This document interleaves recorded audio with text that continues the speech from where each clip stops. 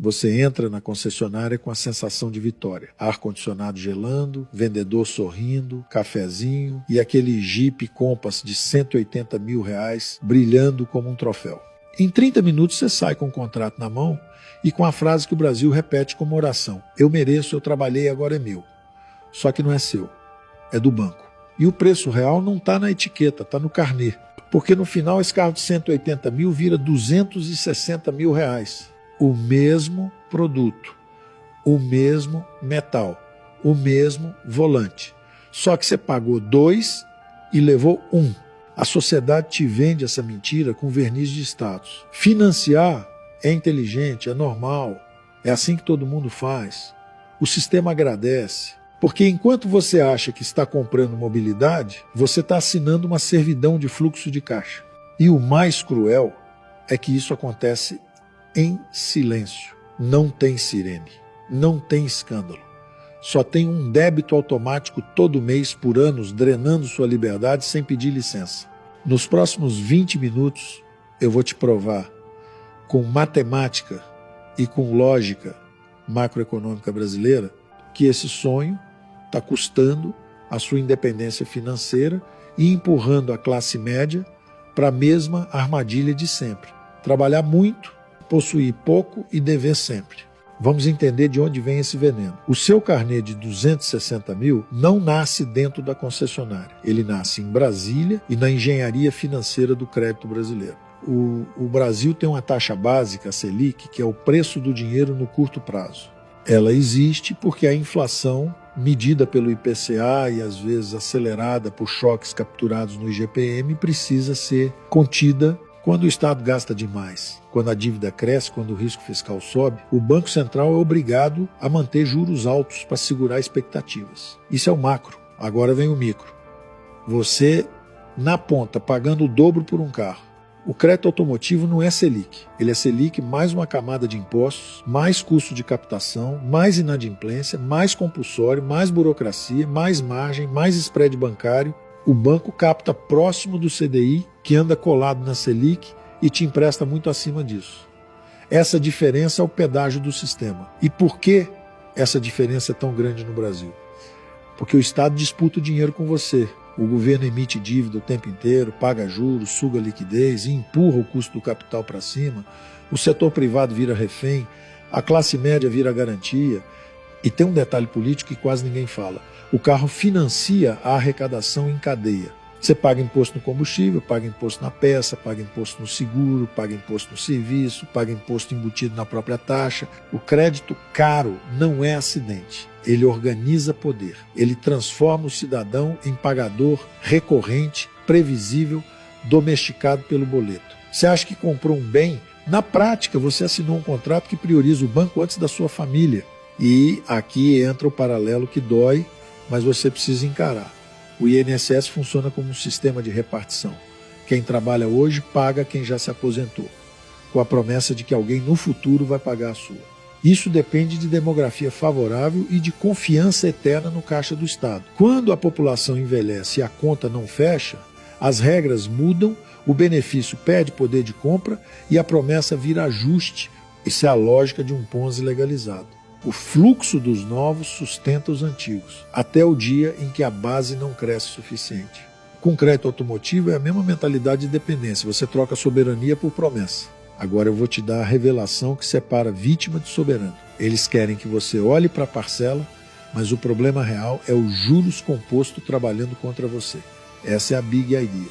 Não é o carro, não é o vendedor, não é o sonho. É o mecanismo invisível que transforma tempo em punição quando você está endividado. O mesmo juros composto que enriquece quem investe em Tesouro Selic, CDB de banco sólido, fundos atrelados ao CDI, ou até mesmo uma carteira bem escolhida de FIIs e ações, destrói quem financia. O Brasil é um país onde o dinheiro tem preço alto porque o risco é alto e porque o Estado é pesado. Então o tempo é caro. Se você está do lado do investidor, o tempo te paga. Se você está do lado do financiado, o tempo te cobra. E ele cobra todos os dias, mesmo quando você está dormindo. Você trabalha 8, 10, 12 horas por dia. O juro trabalha 24. Quando você financia um carro caro, você está fazendo duas apostas ruins ao mesmo tempo. A primeira é achar que sua renda futura é garantida, estável, protegida contra inflação e desemprego. Não está. A segunda é achar que o carro é patrimônio. Não é. Carro é despesa com depreciação. Ele perde valor com o tempo e exige manutenção. Ou seja, você está pagando juros de um ativo que se desmancha.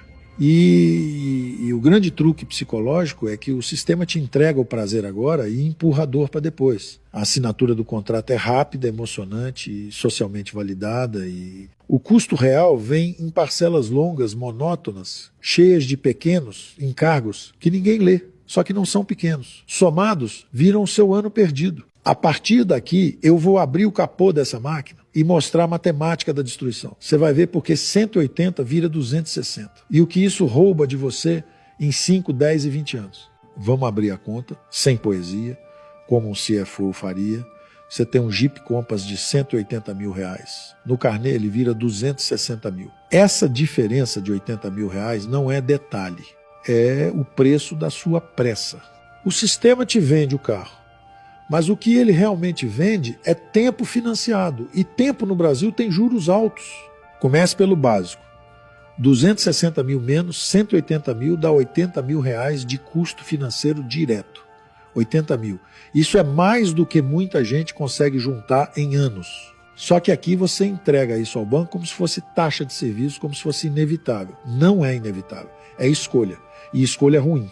Agora vamos traduzir esse veneno em números mensais, porque é aí que o cérebro entende. Se esse carnê foi feito em 48 meses, que é um prazo comum, você está falando de 260 mil dividido por 48. Dá cerca de R$ 5.416 por mês. A sua vida vira isso. 5 mil e pouco saindo todo mês, faça sol ou faça chuva. E para que 180 mil virem essa prestação por 48 meses, a taxa implícita do contrato fica perto de 1,6% ao mês. Parece pequeno quando o vendedor fala. 1,6%, quase nada, ele diz. Só que o seu salário não cresce 1,6% ao mês. O IPCA não para te esperar. E o juro composto não tem piedade. Agora conecta com o macro. Você abre o noticiário e vê Selic em 2 dígitos, CDI andando colado na Selic. O banco capta dinheiro próximo desse custo.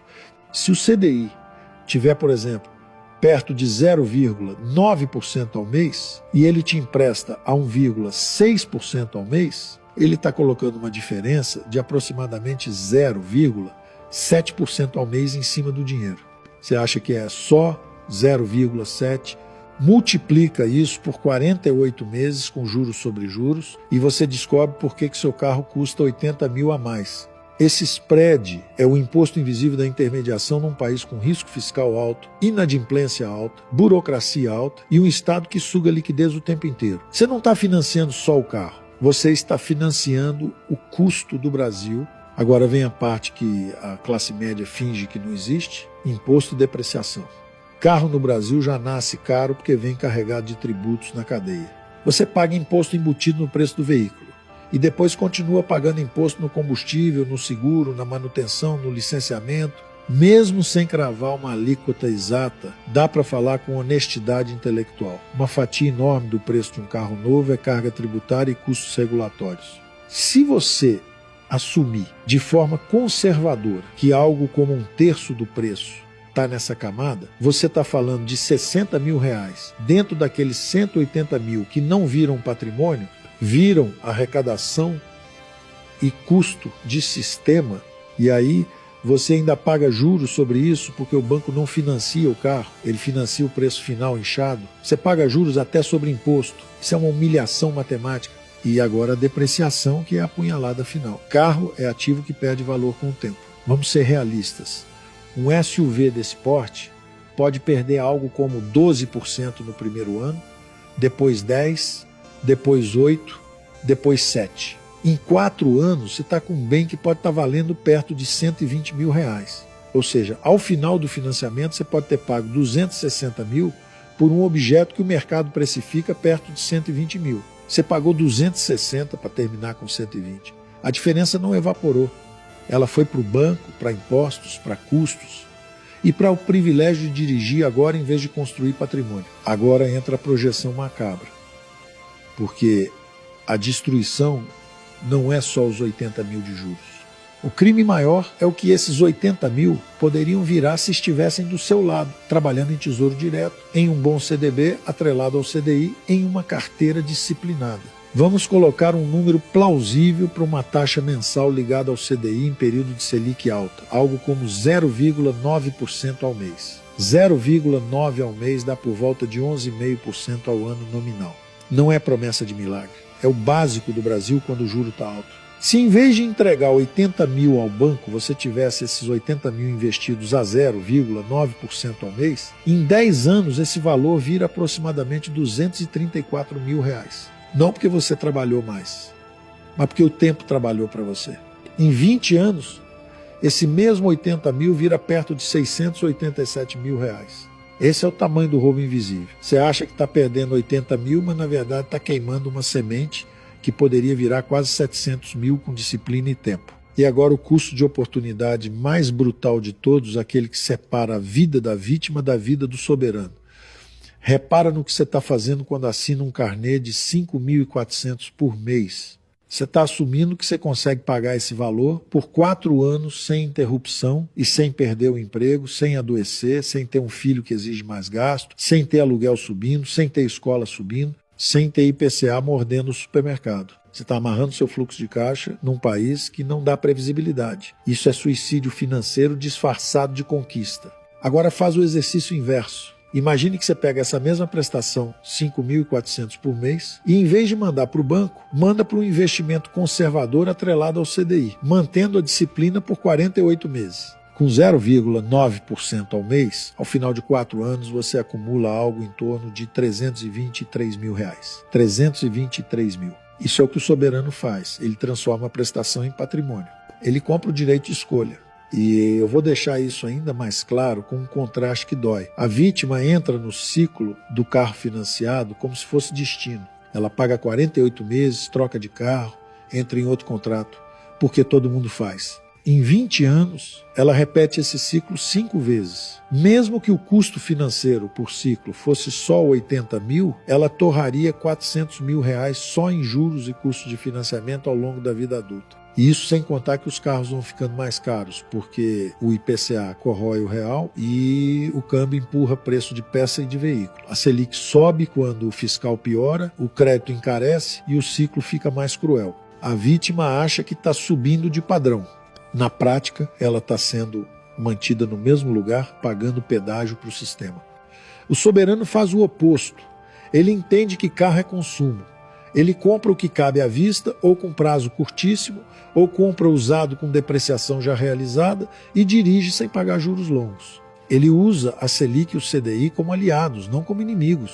Ele constrói reserva em Tesouro Selic para não virar refém de emergência. Ele usa FIIs e ações como parte de uma estratégia de longo prazo, quando já tem base, porque quer renda e quer proteção contra a perda de poder de compra. Ele entende que dólar não é aposta, é hedge em país instável. E, principalmente, ele não conta com o INSS como pilar. Porque o INSS é um sistema de repartição pressionado pela demografia, que depende do fluxo dos novos para pagar os antigos, e quando o fluxo não sustenta, o Estado muda a regra, empurra a idade, reduz benefício real. Isso é um Ponzi legalizado na lógica, mesmo que tenha carimbo oficial. O soberano não terceiriza futuro para um caixa político. O mecanismo do financiamento é simples e perverso. Você troca a liberdade futura por conforto imediato. E no Brasil, com juros altos, inflação te cutucando o tempo inteiro, esse tipo de troca quase sempre termina do mesmo jeito. Você trabalha para pagar o passado, não para construir o futuro. O JIP não é o problema. O problema é a matemática do contrato e o seu hábito de aceitar o preço do dinheiro como se fosse normal. Agora vamos olhar para frente, porque a classe média brasileira adora fingir que o futuro vai ser uma repetição confortável do presente. Não vai. O Brasil é um país onde o risco fiscal nunca dorme. Quando o governo gasta mais do que arrecada, ele precisa se financiar.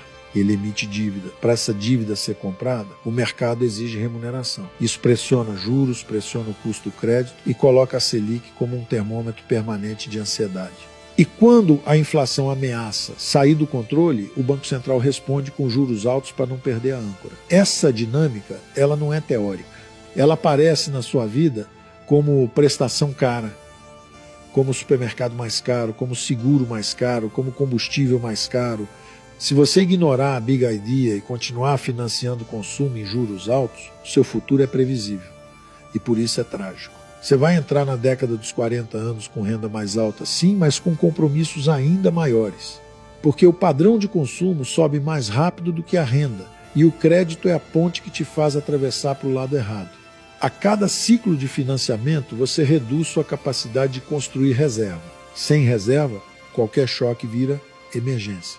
Qualquer demissão vira pânico. Qualquer doença vira dívida. E o sistema é especialista em capturar esse pânico com mais crédito, mais parcelamento, mais rolagem. Você vira um refém, elegante, bem vestido, com carro bom na garagem, mas com o pescoço preso no boleto. O cenário macro brasileiro tende a piorar para quem vive de salário e dívida, porque a demografia empurra o INSS para uma conta mais pesada. Menos gente trabalhando para sustentar mais gente recebendo. Isso significa pressão por aumento de contribuição, mudanças de regras, idade mínima mais dura, benefícios com menos poder de compra. E enquanto isso, a inflação não pede desculpa. O IPCA corrói silenciosamente, mesmo quando ele está controlado, ele ainda come.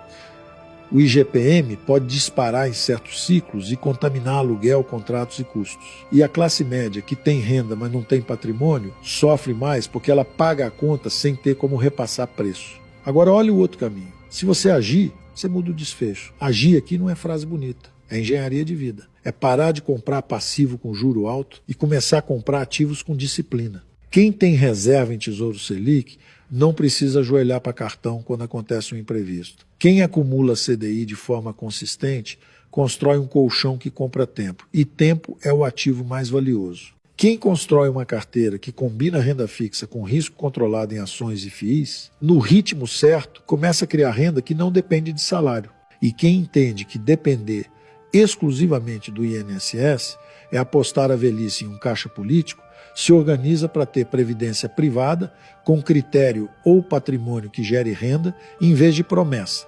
O futuro inevitável do Brasil é este. Ou você aprende a jogar com a Selic e com a inflação, ou você vira estatística do crédito caro. Não existe neutralidade. O sistema não deixa você em paz. Ele te empurra para consumir agora e pagar depois. Se você não tiver uma estratégia, a estratégia será imposta a você. E ela é simples. Você trabalha, o banco lucra, o Estado arrecada e você envelhece com medo. Agora eu vou destruir as desculpas, porque é aqui que a classe média se sabota com frases bonitas. A primeira desculpa é eu preciso do carro. Você não precisa do carro que destrói seu fluxo de caixa. Você precisa de mobilidade. Mobilidade pode ser resolvida de várias formas. O que você está defendendo não é necessidade, é vaidade embrulhada em racionalização. Se o carro é ferramenta de trabalho, ótimo, trate como ferramenta, custo mínimo para cumprir função. Se é status, então você está pagando imposto psicológico para parecer mais rico do que é. E o sistema adora isso, porque gente que compra aparência vira escravo perfeito do carnê. A segunda desculpa é, mas eu não tenho dinheiro à vista. Pois é exatamente por isso que você não pode assinar um financiamento longo e caro. O financiamento não resolve a falta de dinheiro. Ele transforma a falta de dinheiro em falta de liberdade. A pessoa sem reserva que assume prestação alta está apostando a própria estabilidade num país instável. Isso não é coragem, é imprudência matemática. Se você não consegue juntar hoje, financiar, só garante que você continuará não conseguindo juntar, porque você sequestra sua capacidade de poupança por anos. A terceira desculpa é, mas a parcela cabe. Essa é a frase favorita do vendedor e a frase mais burra da vida financeira. Caber não significa fazer sentido. Caber significa apenas que hoje você ainda não colapsou. A pergunta correta é, essa parcela impede você de construir patrimônio? Se impede, ela está te empobrecendo mesmo, cabendo. O país está cheio de gente que paga tudo em dia e mesmo assim termina a década sem ativos. Pagador perfeito, pobre perfeito. A quarta desculpa é melhor financiar do que esperar, porque tudo sobe. Sim, tudo sobe, porque o real perde poder de compra e porque o custo do Brasil é alto. Mas esse argumento só vale se você tiver uma taxa de financiamento que seja inferior ao retorno seguro que você conseguiria com o dinheiro. No Brasil, na maior parte do tempo, o crédito automotivo cobra bem mais do que o CDI te paga líquido, especialmente depois de impostos. Ou seja, financiar não é proteção contra a inflação, é pagar caro para antecipar consumo. E consumo antecipado em juro alto é exatamente o mecanismo que te prende. A quinta desculpa é o governo vai melhorar, vai baixar juros, vai ajudar. Essa é a ilusão mais perigosa.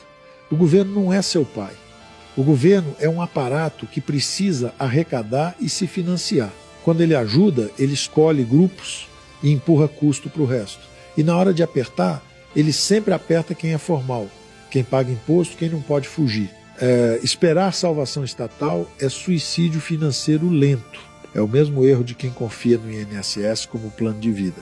O INSS depende de fluxo futuro de contribuintes e de decisões políticas. Isso não é ativo, isso é promessa. E promessa não paga mercado nem plano de saúde. A verdade é simples. Você não precisa ser rico para parar de fazer besteira, cara. Você precisa ser disciplinado. Disciplina é dizer não para o carro que te escraviza e sim para o plano que te liberta. É trocar a dopamina do agora pela soberania do depois. O sistema vai tentar te chamar de exagerado, de radical, de chato. Ótimo. Ser chato financeiramente é como você fica livre. Então aqui está o veredito, sem anestesia.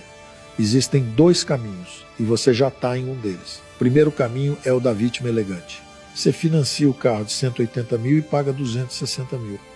Você repete o ciclo, troca de carro, troca de dívida, mantém a prestação como parte fixa da sua identidade, você trabalha para sustentar o passado, você vive com a sensação de que nunca sobra e quando o tempo passa você descobre que o patrimônio que deveria proteger sua família não existe. Aí você olha para o INSS como tábua de salvação, justamente quando o sistema de repartição está pressionado, com regras mudando, benefício perdendo poder de compra e o Estado te lembrando que promessa política não é contrato com a realidade. Esse caminho termina em independência. O segundo caminho é o do soberano. O soberano entende que juros compostos são uma arma. Ele decide estar do lado de quem recebe juros, não do lado de quem paga. Ele se recusa a transformar vaidade em boleto. Ele compra o carro que faz sentido, não o carro que impressiona. Ele trata a Selic e o CDI como aliados táticos, reserva em Tesouro Selic para nunca ajoelhar diante de imprevistos, renda fixa bem escolhida para acumular com constância e, no tempo certo, exposição a ativos de longo prazo como ações e FIIs para construir renda e proteção contra a corrosão do IPCA. Ele entende que o dólar é hedge, não loteria. E ele entende que depender do INSS como pilar central é aceitar a lógica de um Ponzi legalizado, sustentado pelo fluxo dos novos para pagar os antigos, vulnerável à demografia, à decisão política. Então ele constrói alternativas. Agora, a ordem de ação clara e executável. Se você está com financiamento caro ou prestes a assinar um, você vai fazer o seguinte, você vai comparar no papel o custo total do carnê com o custo total de comprar um carro mais simples à vista ou com prazo curto e vai calcular quanto você consegue direcionar por mês para investimento atrelado ao CDI. Se a diferença mensal não for virada em aporte automático, você não entendeu nada. Porque a liberdade não vem de evitar a dívida, ela vem de transformar a parcela em patrimônio. Se você insiste em dirigir um carro que te cobra 5 mil por mês, então você está declarando que prefere aparência à soberania. E eu não respeito isso. Escolha hoje de que lado você está, do lado do banco pagando juros compostos ou do lado do investidor recebendo juros compostos. O sistema foi desenhado para te empurrar para o primeiro. Você só vence se tiver disciplina para escolher o segundo. Inscreva-se para se alistar no exército dos que protegem o próprio patrimônio. Não seja mais uma vítima estatística.